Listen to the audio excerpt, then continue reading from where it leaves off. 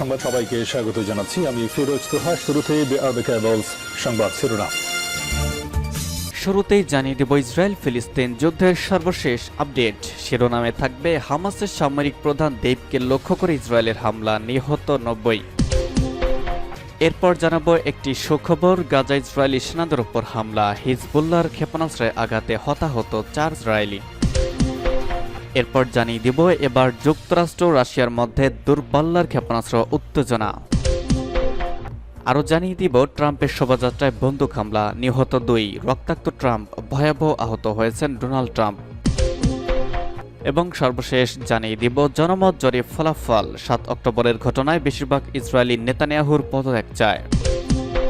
হামাসের সামরিক প্রধান দেবকে লক্ষ্য করে ইসরায়েলের হামলা, নিহত 90। ফিলিস্তিনের গাজার দক্ষিণাঞ্চলে ইসরায়েলি বাহিনী একটি নিরাপদ এলাকায় হামলা চালিয়েছে, এতে অন্তত 90 জন নিহত হয়েছেন। ইসরায়েলের পক্ষ থেকে বলা হয়েছে ফিলিস্তিনের স্বাধীনতাকামী সংগঠন হামাসের সামরিক প্রধান মোহাম্মদ দেবকে হত্যার জন্য গতকাল এই হামলা চালানো হয়েছে। ইসরায়েলি আর্মি রেডিও এবং নিরাপত্তা কর্মকর্তারা হামলার বিষয়টি নিশ্চিত করেছেন। তারা জানিয়েছেন খান ইউনিসের পশ্চিমে আল মাওয়াশি এলাকাকে নিরাপদ ঘোষণা করা হয়েছিল, কিন্তু সেখানে একটি বাড়িতে গা ঢাকা দিয়েছিলেন মোহাম্মদ দেব।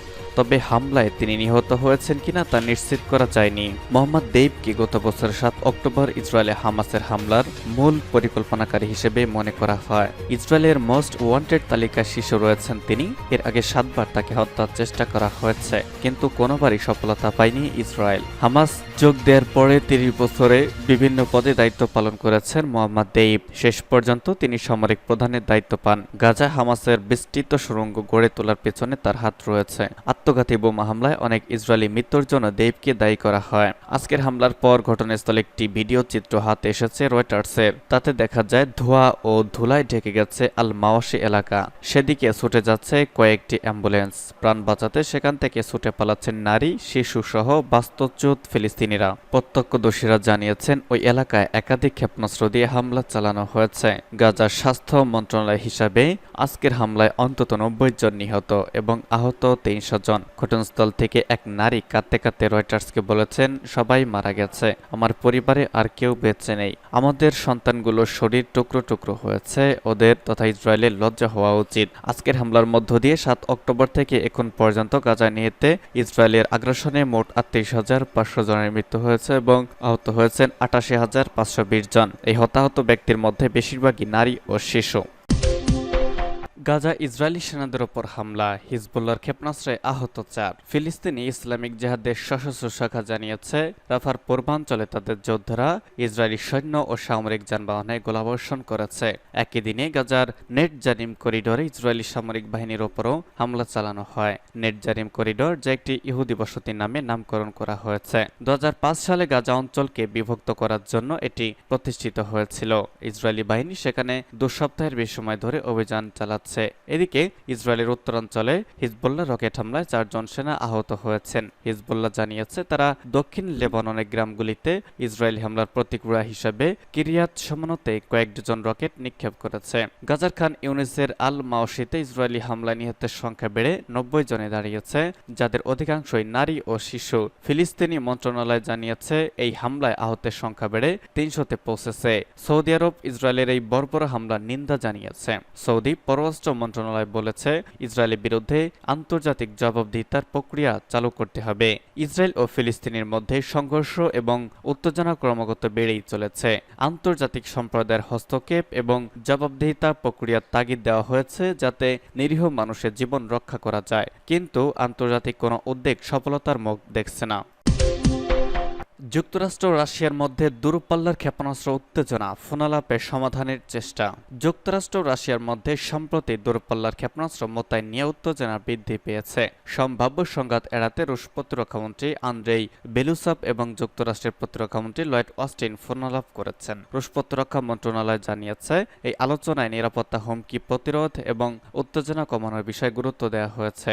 জার্মানিতে যুক্তরাষ্ট্রের দূরপাল্লার ক্ষেপণাস্ত্র মোতায়েনের পরিকল্পনা প্রকাশের পর 2 দুই পক্ষের মধ্যে উত্তেজনা বাড়ে। ক্রেমলিন সতর্ক করে বলেছে এই মোতায়েন সেনায় যুদ্ধের পুনরাবৃত্তি ঘটাতে পারে। যুক্তরাষ্ট্রের পক্ষ থেকে বলা হয়েছে এই পরিকল্পনা ইউরোপের সমন্বিত প্রতিরোধের অংশ হিসেবে নেওয়া হয়েছে। ন্যাটোর ৭৫তম শীর্ষ সম্মেলনে যুক্তরাষ্ট্র ঘোষণা করে ২০২৬ সাল থেকে জার্মানিতে পর্যায়ক্রমে টমাহক ক্রুজ ব্যালিস্টিক ক্ষেপণাস্ত্র, বিধ্বংসী স্ট্যান্ডার্ড মিসাইল এবং হাইপারসনিক ক্ষেপণাস্ত্র মোতায়েন করা হবে। পেন্টাগনের deputy press secretary Sabrina Singh বলেন, অস্টিন দুই পক্ষের মধ্যে যোগাযোগ চালু রাখার উপর জোর দেন। ইউক্রেন সংঘাত নিয়ে ওয়াশিংটন ও মস্কোর মধ্যে উত্তেজনা অব্যাহত থাকলেও উভয় পক্ষ মাঝে মাঝে আলোচনা করেছে। সর্বশেষ জুন মাসে কিয়েভকে অস্ত্র দেওয়ার ব্যাপারে ওয়াশিংটনে প্রতিক্ষোভ প্রকাশ করেছে মস্কো। রুশ প্রেসিডেন্ট ভ্লাদিমির পুতিন সতর্ক করে বলেছেন, ন্যাটোর সম্প্রসারণ ও অস্ত্র মোতায়েন নিয়ে রাশিয়া কোনো ধরনের আপোষ করবে না। তিনি বলেন, যদি পশ্চিমা দেশগুলো রাশিয়ার সঙ্গে যুদ্ধে জড়াতে চায় তাহলে রাশিয়াও একই ধরনের আচরণ করার অধিকার রয়েছে। জার্মানির প্রতিরক্ষামন্ত্রী বরিস পিস্টোরিয়াস জানান, যুক্তরাষ্ট্র চায় ইউরোপীয় দেশগুলো দূরপাল্লার ক্ষেপণাস্ত্র সংগ্রহ ও তৈরি করুক। রাশিয়ার উপপররাষ্ট্রমন্ত্রী সের্গেই বিয়ারকভ এই সিদ্ধান্তকে ধারাবাহিক উস্কানির অংশ হিসেবে বর্ণনা করেছেন। যুক্তরাষ্ট্র ও জার্মানি এক যৌথ বিবৃতিতে জানিয়েছে, পর্যায়ক্রমে ক্ষেপণাস্ত্র মোতায়েনের সিদ্ধান্তটি প্রাথমিকভাবে সাময়িক হলেও পরবর্তীতে তা স্থায়ী করা হবে। ট্রাম্পের শোভাযাত্রায় বন্দুক হামলা, নিহত ২, রক্তাক্ত ট্রাম্প। ভয়াবহ আহত হয়েছেন ডোনাল্ড ট্রাম্প। যুক্তরাষ্ট্রের সাবেক প্রেসিডেন্ট এবং আসন্ন নির্বাচনে প্রেসিডেন্ট বাইডেনের সবচেয়ে বড় প্রতিদ্বন্দ্বী ডোনাল্ড ট্রাম্পের শোভাযাত্রায় বন্দুক হামলার ঘটনায় একজন নিহত।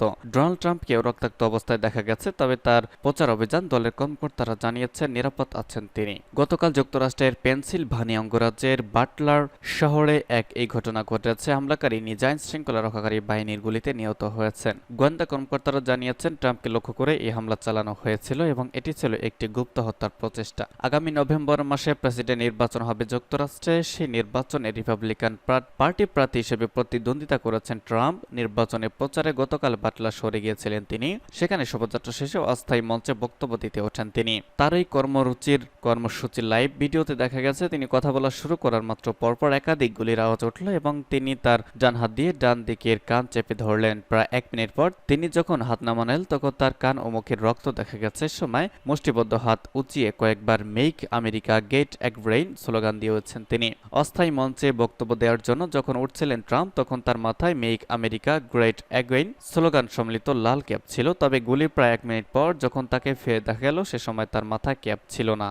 র্যালিতে উপস্থিত একজন প্রত্যক্ষদর্শী বিবিসিকে বলেন, গুলির শব্দ শোনার পর তারা একজন রাইফেলধারীকে ছাদে হামাগুড়ি দিতে দেখেছেন। প্রেসিডেন্টের প্রচার শিবির থেকে জানানো হয়েছে, রিপাবলিকান প্রেসিডেন্ট প্রার্থী সুস্থ আছেন, তাকে চিকিৎসা দেওয়া হচ্ছে। তাৎক্ষণিকভাবে দেয়া একটি বিবৃতিতে সাবেক প্রেসিডেন্টের বড় ছেলে ডোনাল্ড ট্রাম্প জুনিয়র বলেছেন, আমি এইমাত্র ফোনে বাবার সঙ্গে কথা বললাম এবং তিনি মানসিকভাবে চাঙ্গা আছেন। যুক্তরাষ্ট্রকে রক্ষা করতে তিনি তার লড়াই থামাবেন না। ইসরায়েল প্রধানমন্ত্রীর কার্যালয়ের পক্ষ থেকে জানানো হয়েছে, বাসভবনের কাছের একটি চিকিৎসা কেন্দ্রে সারা রাত অবস্থান করেছেন তিনি। অবশ্য হাসপাতালে পৌঁছানোর পর ভিডিও বার্তা দিয়েছেন নেতানিয়াহু। তিনি জানান, গ্যালিল সাগরে অবকাশ যাপনে গিয়েছিলেন তিনি। সেখানে ৩৮ ডিগ্রি সেলসিয়াস তাপমাত্রায় অসুস্থ হয়ে পড়েছেন, তবে এখন ভালো বোধ করছেন। তিনি সবাইকে কড়া রোদে বেশি সময় না থাকারও বেশি পানি পান করার পরামর্শ দিয়েছেন। এদিকে ৭২ ভাগ ইসরায়েলি মনে করেন ৭ অক্টোবর ব্যর্থতার জেরে নেতানিয়াহুর পদত্যাগ করা উচিত। আজ টাইমস অব ইসরায়েলের প্রতিবেদনে তথ্য জানানো হয়েছে। প্রতিবেদনে গতকাল প্রকাশিত চ্যানেল 12 এক জরিপে ফলাফলের বরাত দিয়ে জানানো হয়েছে, ৭২% ইসরায়েলি মনে করেন ৭ অক্টোবরের ব্যর্থতার জন্য ইসরায়েলি বেনিয়ামিন নেতানিয়াহুকে পদত্যাগ করতে হবে। এর মধ্যে ৪০% মনে করেন নেতানিয়াহুকে অবিলম্বে পদত্যাগ করা দরকার। অন্য ২৮% মনে করেন যে যুদ্ধ শেষ হলে তার পদত্যাগ করা উচিত। জরিপে দেখা গেছে, যারা নিজেদেরকে সরকারের সমর্থক হিসেবে মনে করেন তাদের মধ্যে ৫০% বিশ্বাস করেন যে নেতানিয়াহুকে তার মেয়াদ শেষ হওয়ার আগেই পদ ছেড়ে দিতে হবে। ৪২% সমর্থক বলেছেন তার মেয়াদের শেষ পর্যন্ত দেখা উচিত। জরিপে আরও দেখা গেছে যে জনসাধারণ নেতানিয়াহুকে ৭ অক্টোবরের বিপর্যয়ের জন্য সবচেয়ে বেশি দায়ী বলে মনে করেছেন। ওই দিন প্রায় ৩,০০০ হামাস নেতৃত্বাধীন যোদ্ধারা ইসরায়েলে হামলা চালিয়েছে। সময় ১,২০০ ইসরায়েলি নিহত হয়েছে এবং ২৫৫ জনকে পণবন্দী করেছে হামাস।